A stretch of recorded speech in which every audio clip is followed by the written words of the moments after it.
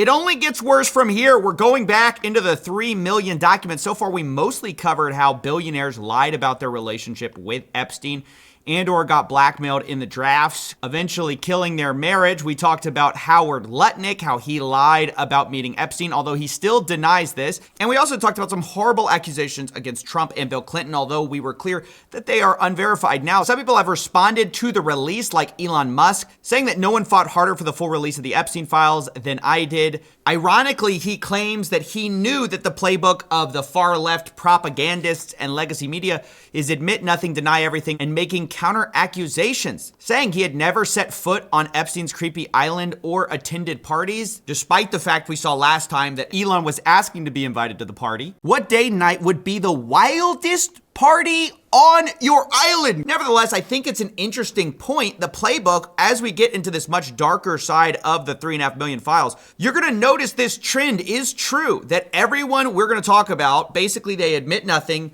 they deny everything, and then they usually make counter accusations against other people in the files. Almost no one has faced any kind of consequences for this whole thing, leading me to wonder, why is it that it seems like really only in the rest of the world has anyone faced anything? I mean, you've got the former Prince Andrew losing his title. You've got the Slovakia National Security Advisor resigning over the Epstein links.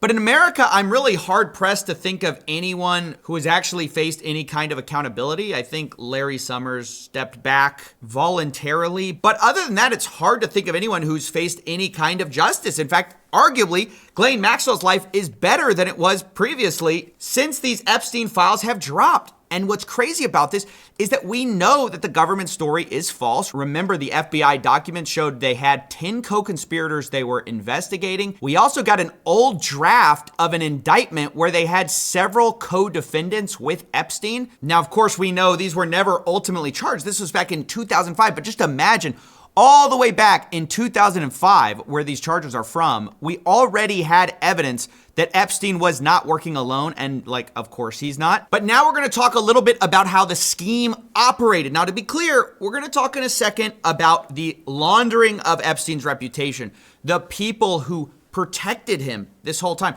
But right now, I want to talk about how Epstein got some of these girls in the first place, because the Epstein files provide an interesting look behind the curtains. Obviously, we know Ghislaine Maxwell was helping, whether it be procure the girls, talk them into stuff. But now we have emails of a different side of the scheme. It says, yesterday I spoke to Daniel Syed, who Jean-Luc Brunel describes as a scout or recruiter of girls or women for Jeffrey Epstein. Attached to this incoming email from Brunel is the contact information he has for Syed. And then they blacked out his number and email. But digging into Jeffrey's emails with Daniel shows that he was constantly sending him links to girls. It shows Jeffrey Epstein paying Daniel 3,000 euros, which, to be clear, was the amount that was agreed to by Jean-Luc Brunel. Quote, Dominique, we will pay him 3,000 euros each month for scouting for a 6-month period. On all models we will get him, we will pay him 5% commission on their earnings. Imagine it's like baseball or it's like basketball. You're scouting for, I hate to use the word talent, but that's really what this guy was doing. He was going around the globe trying to find people for Jeffrey Epstein and Jean-Luc Brunel. According to one lawsuit, Epstein trafficked a Jane Doe to Jean-Luc Brunel many times. It describes their operation as this: many of the girls came from poor countries or impoverished backgrounds. He lured them in with a promise of making good money. Quote, Brunel has been a model scout for various modeling agencies for many years, and he was apparently able to get U.S. passports for young girls to work as models, eventually, of course, being sent to Jeffrey Epstein. Now, it should be noted that Jean-Luc Brunel himself died in prison by hanging, and that's while he was being accused of horrible crimes related to trafficking and minors. So this guy is not a good guy. He was part of the op, along with Daniel Syed, who was also scouting on behalf of Epstein and Jean-Luc Brunel. They had their agreement. Here's a sample of how this would work. Jeffrey Epstein asked him to take a full body shot of someone. Daniel Syed says, now she is really skinny, I will do Polaroid. Jeffrey Epstein asks for a copy of her passport and then asks, how many tickets do you want for Woody, meaning Woody Allen? He says 2. Okay, thank you. Full body if possible. And then Jeffrey Epstein says, doesn't look too happy. Comments on her body, and then he says she is very sweet. I'll skip a few of the sordid details here. They comment about her body extensively. And then Jeffrey Epstein says, I sent a request. Does she want to come out to Paris on Sunday? He says, I will invite to come. And this is basically how it worked. Daniel Syed flew around the world looking for women, sending photos to Jeffrey Epstein, who then would get a copy of their passports and bring him to the States. Here's an example of this. Daniel Syed brings him a girl. They didn't redact this name, but I'm going to do it. He says, very nice, easygoing, dream to work in United States or visit the United States working as a model in Dubai. He asks age. Daniel says 22 or 23. I forgot to ask her. She looks younger. I have her number if you want to call her. She was going to send this evening. And this happens over and over. At one point, he talks about a Thai actress. Jeffrey Epstein says he can see her on Wednesday, and then he complains that she wants to meet in a restaurant. I don't do that in New York, and then says she didn't even respond. Not nice. The point is, a lot of these girls were looking to come to the United States for one reason or another, for some kind of dream. They would ask for passports or visas, and then ultimately get sent here by this network of people who would later be accused of trafficking or other abuses. Now, to be clear, there have not been charges against Daniel Syed, and the government, remember, says they have no evidence to go even predicate an investigation against uncharged third parties. So it's a little bit bizarre to be reading about this scouting operation for Jeffrey Epstein, the way he recruited girls, and then be told, yeah, nothing to see here. Yeah, one of the scouts was like this, who himself in jail. But no, there's no one else here, even though there's definitely guys floating around. Even though we literally have redacted defendants in our old draft of an indictment. We have nothing to do. We can't possibly imagine doing anything. And that brings me to one of the frustrating parts of these whole files is the redactions. I mean, I know I've been over this, but it's a different thing. In the past, the files were sort of overly redacted to protect people. The problem this time is not only are a lot of people still being protected, like literally the names of the people they were going to charge, you couldn't argue those are victims, but the work was just done so sloppy that oftentimes you'll find that the DOJ has uploaded two documents that are functionally identical and they redacted one but not the other, letting you see what's ultimately behind the mask, which is dumb because sometimes the thing they're redacting is Jeffrey Epstein's name. Or other times, it's somebody who clearly is not a victim because then you see the non-redacted copy and you're like, yeah, that's clearly not a victim. So it's a little strange what they seem to have done here. Let me give you a for instance. So we have this message from somebody whose name is blacked out, and we see participants, and then we see Jeffrey Epstein is involved, right? And it says, we need to work around your 38. We need to push back on the lies, then crush the pedo trafficking narrative, then rebuild your image as a philanthropist. Now, I want to know who's doing that. Who's trying to rebuild Jeffrey Epstein's image, right? Well, we go ahead, we scroll down, and we see that Jeffrey Epstein sends something. He says, in any bar where drinking age is 18, and you see the participant is once again blacked out. But underneath it, in a separate file, we see Steve Bannon, a famous political figure, is in here, and he's saying the same thing. He says, first, we need to push back on the lies, then crush the trafficking narrative, then rebuild your image as a philanthropist. Guys, why did you censor out his name? Or like, why was that censored at all? I don't understand. And I certainly don't understand why Jeffrey Epstein's name in this one is censored. So Jeffrey's not censored in this one, but Bannon is. And then Bannon's not censored in this one, and Epstein is. And sometimes this creates the bizarre impression that they are censoring for victim names or for some like kind of victim status or for some reason.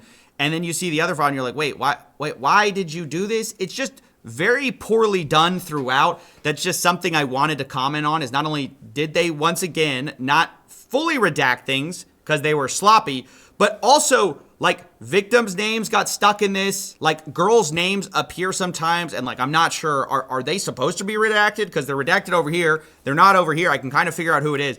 It's just kind of a mess. I needed to point that out. You know, other times we have things like this, like Brock Pierce, a co-founder of Tether, also known as the biggest stable coin in the world. He sent a message to Jeffrey Epstein with the subject line Anastasia, and then it's just a bunch of redacted stuff with a few untitled JPEGs in here.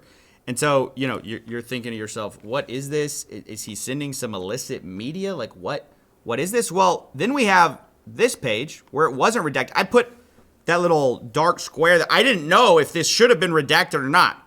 It's like a bunch of JPEGs. Now, does that contain victims? Is Brock Pierce sending photos of victims? I don't know because of the way the government did this.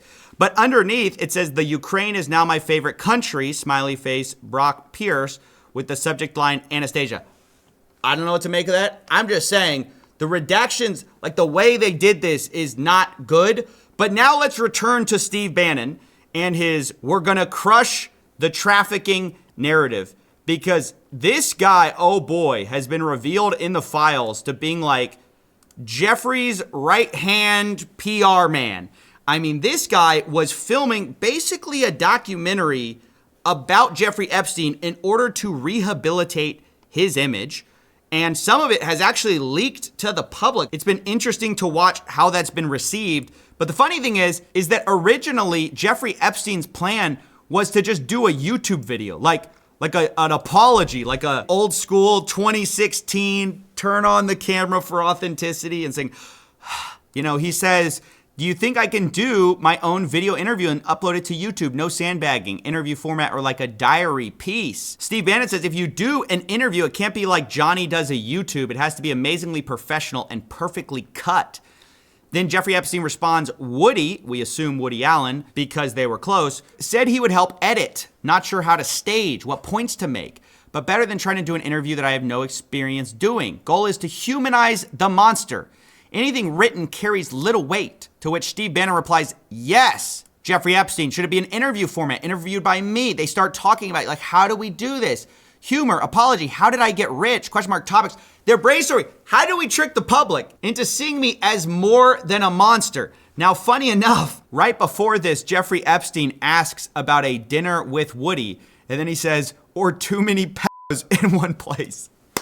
And you gotta love the self-awareness there. Now, I don't know what he meant by that. To be clear, I'm not making that accusation against Woody Allen. We'll talk about him in a second. That's Jeffrey Epstein saying that. I think what's interesting to point out, though, is how all these rich and powerful people are circling the wagons to try to protect Jeffrey Epstein's reputation, right?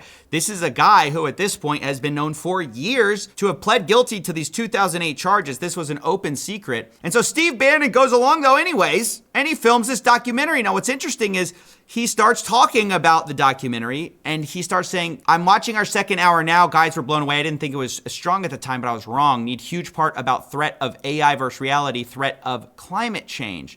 And this is where the notes start going back and forth of how can we get you to think of other things? So part of the conceit of this big interview of Jeffrey Epstein was to try to humanize him and actually present him as this genius, everyman, quirky guy with a few flaws, right? They knew they couldn't run away from the crimes. To quote, in Bannon's words, yes, yes, yes, of course, but we must counter rapists who traffics in female children to be by world's most powerful, richest men. That can't be redeemed. Can't redeem the unredeemable. You are a lot of things which we will show, but you are not that. Bannon is aware that like they can't fully embrace the Epstein thing. They have to kind of make it about more than that. And if you see the YouTube clip going around, that's what that is. And it's been so interesting to watch the reaction because you see, even for people who've been prepped with the idea that this is basically propaganda, some of them still fall for it. They post things like, oh, bro is casually confirming the world's conspiracies because he's talking about 2008. But guys, that's the whole deception. They're like trying to be like, hey, this guy, this horrible monster, he's going to tell you the secrets of the inside club. So you think more, that's the whole thing. That's how they're getting away with this. It's not some kind of, oh, he happened to want to talk about this. This is all premeditated. This has gone through revisions. They even called Jeffrey Epstein the smartest guy in the room. Look, you're the smartest guy in the room, right? You know that. It's honestly ridiculous anyone believes the false conceit of, you're obviously the smartest man in the room. You could tell us the world's secrets. I mean, this guy, honestly, he talks about some of his engagements, like with the Rockefeller board, and he tries to say that owning a calculator is why he got that. It was very advanced in those days to have a Texas Instrument calculator where it could, by putting in the numbers, it would multiply for you to do square roots. And that was the first, and everyone who had a calculator was already advanced on Wall Street. The most important parts of business were really now going to calculations. Places like Rockefeller needed someone to say, look, we're entering a different world where numbers and the numbers of companies, portfolio management was going to be balanced. It was going to be statistical. Jeffrey, could you come on the board, potentially sit on the finance committee? So we're honestly supposed to believe that Jeffrey Epstein got onto this prestigious Rockefeller board because he had a calculator, but also that he's the smartest guy in the room, the smartest man on Wall Street. And let's not talk about those horrific crimes he committed because, he's not really such a bad guy after all. But it wasn't just Steve Bannon that was trying to humanize or giving advice on how to humanize Epstein. It was also Richard Branson, the famous billionaire. He was caught emailing Jeffrey Epstein saying, "Dear Jeffrey, it was really nice seeing you yesterday. The boys in water sports can't stop speaking about it. Anytime you are in the area, would love to see you as long as you bring your harem." I don't know, that's not that ambiguous, guys. I think we can imagine what that means. But anyways, he says, one, I think if Bill Gates was willing to say that you've been a brilliant advisor to him, that you slipped up many years ago by sleeping with a 17-and-a-half-year-old and were punished for it, that you've more than learned your lesson and have done nothing that's against the law since. And yes, as a single man, you have a penchant for women, but there's nothing wrong with that. Anyway, something along those lines. He's giving him PR advice. How to get your reputation back. Hey, Jeffrey, privately, I loved you. You can come back anytime with your harem. Jeffrey Epstein responds, nice seeing you. Thanks for your hospitality. I appreciate your public relations thoughts. Now, according to the New York Times, a Branson representative said the two had a business meeting and stressed the women were adults and had not attended the meeting. All above board. That's what everyone says, by the way. Remember what Elon Musk said, right? That's the playbook. Admit nothing, deny everything. Speaking of, remember Howard Lutnick, who we showed on video saying that he had never seen Epstein since 2005. So I was never in the room with him socially, for business, or for even philanthropy. If that guy was there, I wasn't going because he's gross. Although also calling him the greatest blackmailer ever. This guy was the greatest blackmailer ever. Well, also according to the Times, Lutnick said he spent zero time with him, even though there are emails basically to the contrary, where Epstein is saying, nice seeing you after the conviction. I mean, these people, not only are they lying, they won't even admit when they've been caught lying. But now let's talk about Prince Andrew too, who was caught lying over a woman at some kind of a party. I mean, just not a good, this is not doing you any favors, I know Prince Andrew soon will probably be on the comeback tour. It's going to be a bunch of highly paid PR execs. Maybe Steve Bannon can jump in, shoot another 5-hour podcast trying to rehabilitate him. Like, Prince Andrew, what's the secret behind the royal family? Look, you're the smartest guy in the room. But again, has he admitted anything? Has he denied everything? Now, we should also probably talk about Noam Chomsky as well, the guy behind the book Manufacturing Consent, which in hindsight, maybe we should have suspected something. But either way, he also sends some reputational advice to his buddy Jeffrey Epstein. He says, I watched the horrible way you've been treated by the press and public. It's painful to say, but I think the best way to proceed is to ignore it. When the vultures dearly want is a public response, which then provides a public opening. In general, I think it's best not to react unless directly questioned, particularly in the current mood. That's the best advice I can think of. Noam. Now, he sends that to Matthew Hiltzik of Hiltzik Strategies, who is a also famous PR guy, I guess, trying to help Epstein, I assume, who responds, I think that is wise. Now, later talking with Bannon, Epstein loops in Hiltzik again. He says, Matt Hiltzik thought your idea was epic. Hypocrisy of the liberal left. Then he says, yep, he would confidentially like to sit and help if you like. This is Matthew Hiltzik. A lot of powerful people basically were bending over backwards, left, right, center, trying to rehabilitate this guy's image. And the question is, why? Why were all these guys so interested in their precious Jeffrey Epstein if they had no involvement? I mean, that's the part I can't figure out it, because all of them deny it. All of them don't admit anything. And so what exactly is the problem? But now it's time to talk about Elon Musk's brother, Kimball Musk.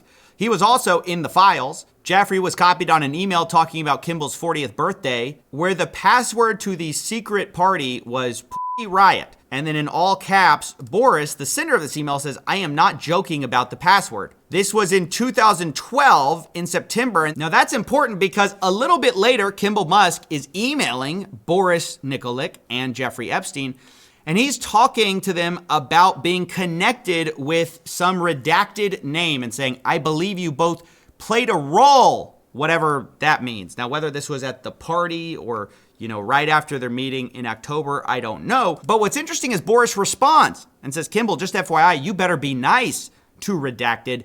Jeffrey goes crazy when someone mistreats his girls/friends, so better be very nice to her. Kimball Musk responds, message received, wide and clear. Then he says, seriously, I'm very happy with my time so far with Jennifer. She's great. Now again, was that supposed to be a redacted name we just read? Like, I don't know. They've been redacting it in earlier emails. Then all of a sudden you just get Jennifer.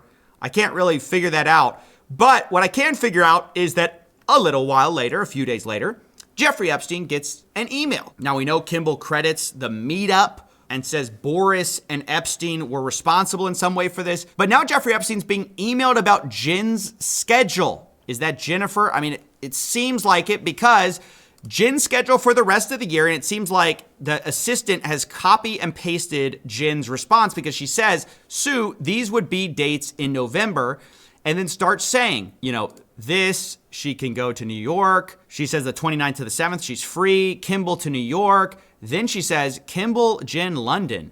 Kimball, Jen, London to Morocco, ?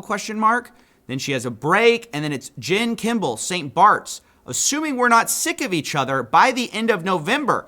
Now, I can't figure out why is she running this schedule about when she's hanging out with Kimball, who Jeffrey set her up with. Like, why is she running this by Elon Musk? To be clear, I don't know. There could be, I guess, innocent explanations for this. Maybe, I don't know.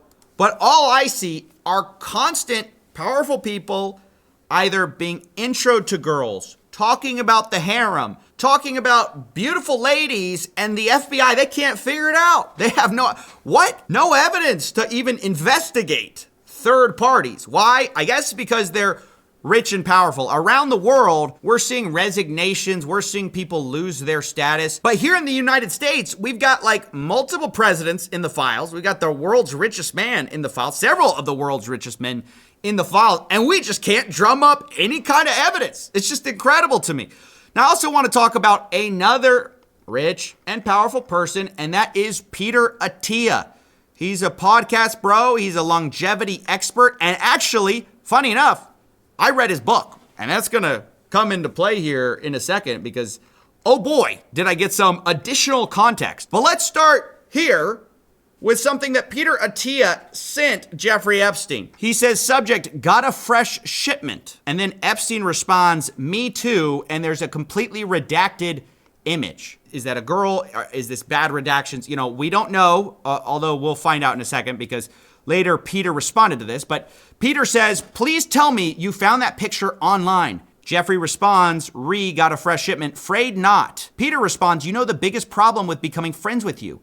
The life you lead is so outrageous, yet I can't tell a soul. Why, Peter? Why can't you tell a soul? Why don't you tell us now? Now that it's all out in the open, why don't you tell us why you can't tell a soul the secrets or the life that Epstein leads? And then we get another redacted photo, right? And then some more images, and Peter says, please tell me that's not where you actually are. And Jeffrey says, you can see the gym in the middle, just me and 4. And Peter says, I think you might have a more interesting life than the Dos Equis guy. Is this off the coast of France? No, it's my island in the Caribbean near St. Thomas. If you go to the Google Earth and type in Little St. James. Beautiful. Isn't that nice? Behind closed doors, it's beautiful. In public, we'll hear about what a monster this guy is, right? But behind closed doors, when nobody's watching, oh, it's beautiful. There's some other stuff Peter Attia said, which I'm not going to get into. I don't think it's very, appropriate for medical professionals to be saying such things. But, this wasn't all business, right? This wasn't just doctor-patient kind of stuff. There's a lot of guy talk, a lot of banter between the fellas about ladies. And maybe that's why Peter Attia says that hopefully Jeffrey Epstein is in town when I'm back in 2 weeks. I go into Jeffrey Epstein withdrawal when I don't see him. So guys, these two were close. I mean, apparently so close that, Peter Attia goes into withdrawal when he doesn't see him.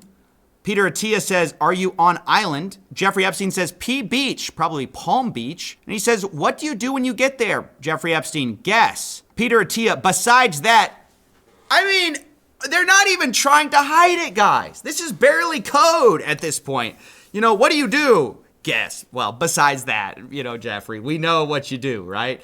So it's so funny that the FBI is like, we don't know. We can't tell what's out there. We have no evidence, right? No evidence that could predicate an investigation against uncharged third parties, and then proceed to dump on us a ton of evidence, at least to investigate, right? I'm not saying these people are guilty. Obviously, all of them deny, don't admit, blame other people, say other people are responsible for everything. So that is taken as a given. I am not accusing anyone here. I'm just saying, seems like we got a few leads here, fellas. Some people to look at. Now, I want to address the fact that Peter Attia has actually responded to this whole debacle. He says the following email is what I sent my team last night. I sent a similar version to my patients as well. You put your trust, your credibility, your hard work, what we built together, and I take that responsibility seriously. You deserve a complete and honest account of what did and did not happen. I apologize. I did not get this out sooner. I wanted to be thorough. He says, I was not involved in any criminal activity. My interactions had nothing to do with his abuse or exploitation of anyone. I was never on his plane, never on his island, never present at any parties. That said, I apologize and regret putting myself in a position where emails, some of them embarrassing, tasteless, and indefensible, are now public. So it's this apology. He addresses some of the things, and he says that some of it's just banter, right? Like I said, it's just guy talk, whatever that means. He claims that his got a fresh shipment was in reference to a photograph of bottles of metformin, and then Jeffrey responded with a photograph of an adult woman.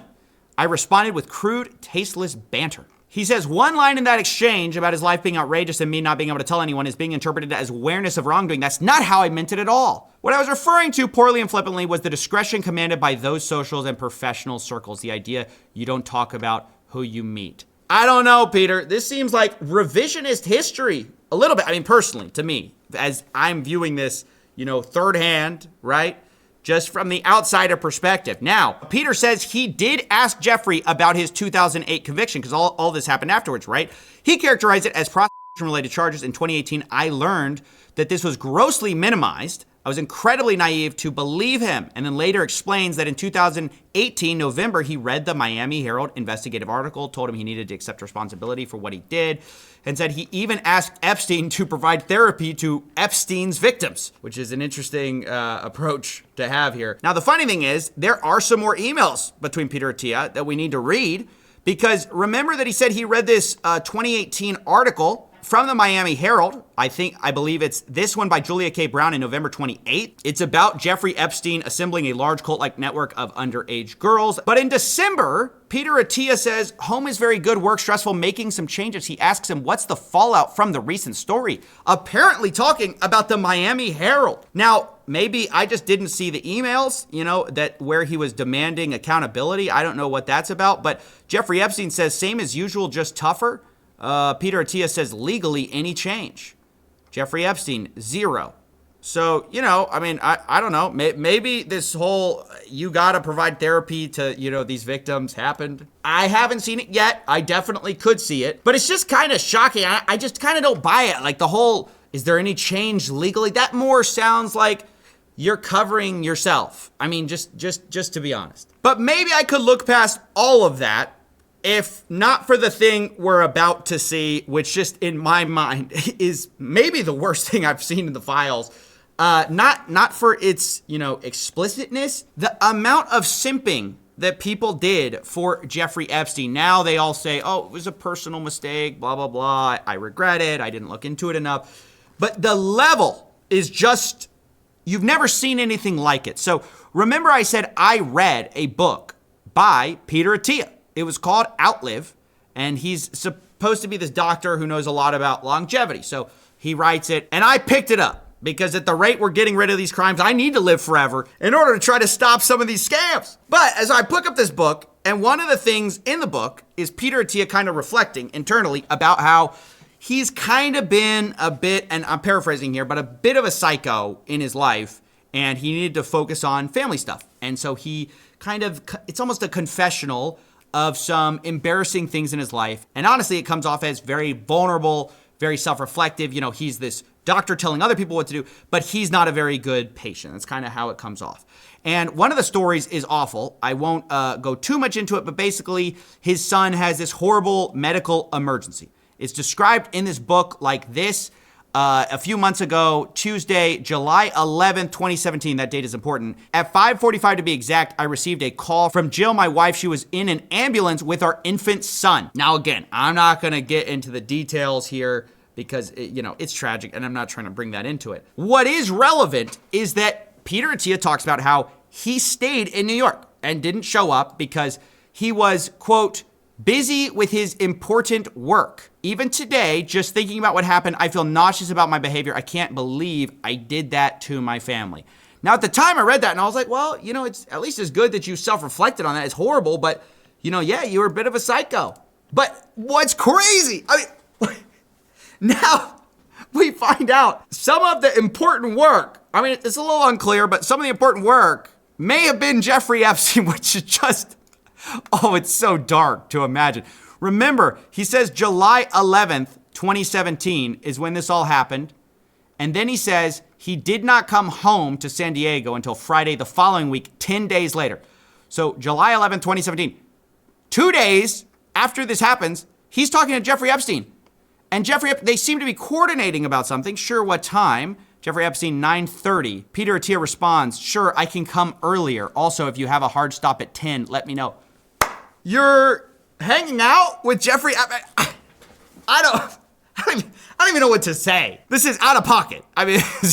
There's no explanation for this. I didn't see this in the response from Peter. Maybe he thinks he addresses it because he already admitted that was like scummy, but that is just, there's a reason that didn't make it in the book, is what I'm trying to say. I didn't see that in the book when I read it. I didn't see, I was actually, one of the things I needed to do, my important work was seeing or talking to Jeffrey Epstein. Isn't that weird? Like that's the simping that I'm talking about, is these people love this guy, or that's how it seems to me. Like, what are all these rich and powerful people doing, protecting him, missing emergencies for Jeffrey, fawning over Jeffrey, asking for Jeffrey's harem, saying their biggest problem is the life they lead is so outrageous they can't tell a soul?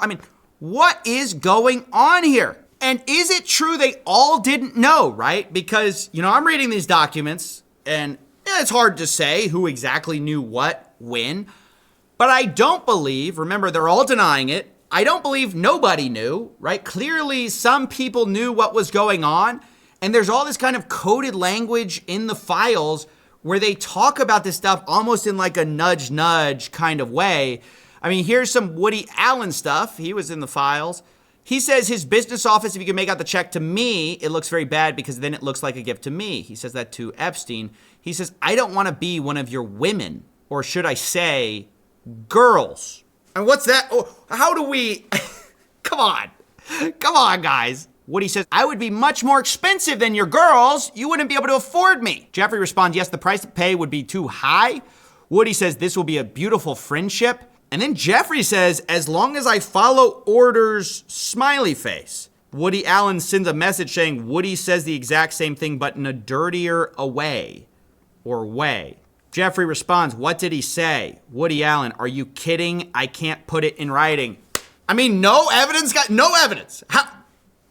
Come on, I think I see a little bit of evidence. I'm squinting, but I think I can see a little bit of evidence. Guys, like Jeffrey Epstein right here, where he's talking to a guy, he says, Paris with Woody, and the person responds, for le pedophile convention. And Jeffrey says, I think pedophile is the plural. No evidence. Is that no evidence? That's nothing. We don't even want to question these people. There's no investigations going on. So, it's honestly really sad to see how, look, I'm not saying people around the world are having crazy consequences, but a few people are resigning, thank goodness. A few people are at least facing a little bit of scrutiny, but here Elon Musk lays out the playbook, apparently for our guys. We admit nothing, we deny everything, and we blame others. We just push the spotlight onto other people. And unfortunately, that's what you've seen the whole time from all the people in the files. All of them say, oh, I was so happy these files came out. It's about shining accountability and justice for the victims, but I had nothing to do with it. Okay, so then where's the justice for the victims? So nobody, all of you say somebody else had something to do with it, but everybody says nobody had anything to do with it. The FBI says they don't have any other, investigations, any other kind of leads, despite the fact we have one of the procurers of the women just walking free, apparently, like no charges against him. Have we investigated him? It's just shocking how much the Epstein files show the powerful how they protect their own, how so many of them knew what was going on to the extent they found out later. A lot of them tried to protect Epstein, like literally make PR campaigns for his reputation. And this is a dark look at the state of the world, honestly, because Epstein happened a while ago, but the reason everyone cares is because there's other Epsteins around, right? There's other people evading accountability all the time. There's other people that this band of billionaires and power brokers and PR people, even lawmakers, they circle the wagons and protect their own to the point you can never get accountability for anything. So anyway, that's it. It's a hard look at the Epstein files, but it's one we needed to do. But I want to make the disclaimer once again that, look, I've tried to read people's individual denials where I could, but you should just assume everyone that we are talking about firmly denies any kind of criminal wrongdoing. They deny anything untoward about any kind of minors. And given the fact that our government doesn't seem to want to investigate anyone, I would just assume everybody here is completely clear. And so I want to get all those caveats in here because we are talking about some very powerful people with enormous means. And I don't want to be seen as I'm saying stuff. I'm reading the files. I'm giving my personal opinion. But ultimately, this is an indictment of our FBI and the people in power. And that's what I think the Epstein files have really shown us. This has been a long road. Can you believe it all started over here? And we have come all this way with all these files coming out. And it seems like the question is on the table. Are there going to be consequences? Is there any chance that any of these individuals who partied with Epstein and engaged in, relations with minors will be prosecuted? Well, Any look, chance? I'll never say no, and we will always investigate any evidence of misconduct. But as you know, it is not a crime to party with Mr. Epstein, and so as horrible as it's not a crime to email with Mr. Epstein. And some of these men may have done horrible things, and if we have evidence that allows us to prosecute them, you better believe we will. But it's also the kind of thing that the American people need to understand that. It isn't a crime to party with Mr. Epstein. It isn't a crime to have Didn't look like that's all that was going on some of those photos. I mean, if the photos could speak, some of them look pretty bad. That's right. And unfortunately, photos can't speak.